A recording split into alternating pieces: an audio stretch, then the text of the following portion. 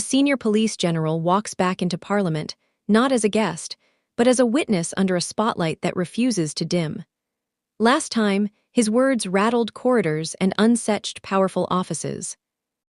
This time, the stakes are higher, the silence heavier, and the country is leaning forward.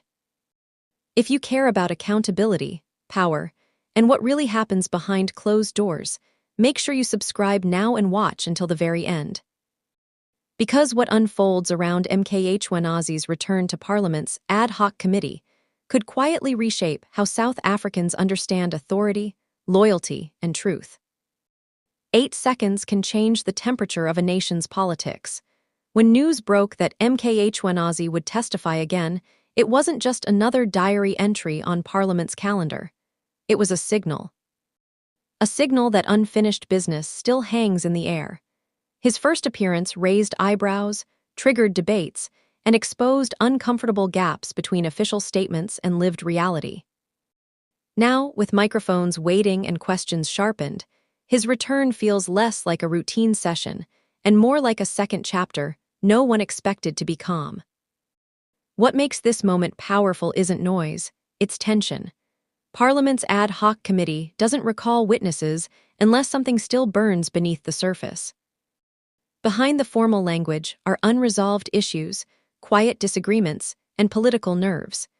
Mkhwanazi is stepping back into a room where every sentence can travel far beyond Parliament walls. Every pause can mean something. Every answer has the power to reopen conversations some leaders hoped were already closed. Think about the scene for a moment. Lawmakers sitting across from a man who knows the system from the inside. Cameras steady, files open, history watching. This isn't about performance, it's about pressure. His testimony is not just personal, it's institutional. It reflects how the state responds when questioned and how truth behaves when power feels threatened. In moments like these, Parliament stops being a building and becomes a mirror for the country. And here's the quiet twist: returning to testify again is rarely comfortable. It suggests that the first story wasn't complete enough. Either new details surfaced, or the earlier answers left too many shadows. Committees don't chase drama, they chase clarity. Mkhwanazi's reappearance signals that clarity is still missing, and when clarity is missing, speculation rushes in to fill the gap.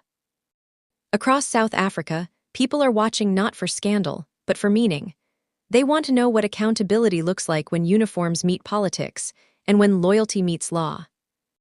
This testimony is about more than one individual. It touches trust in institutions, confidence in leadership, and the fragile line between duty and influence. When officials are called back, it's because the story is still breathing. As this session approaches, curiosity grows. What will be different this time? What questions will dig deeper? What answers will travel faster than expected?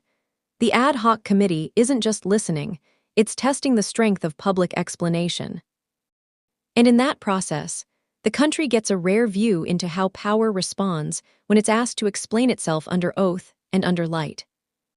So stay right here, subscribe, and watch to the end, because this isn't just another parliamentary appearance. It's a continuation of a conversation South Africa can't afford to ignore. From the tension in the room to the implications beyond Parliament, Mkhwanazi's second testimony carries more weight than the first. And what happens next may echo long after the microphones are switched off.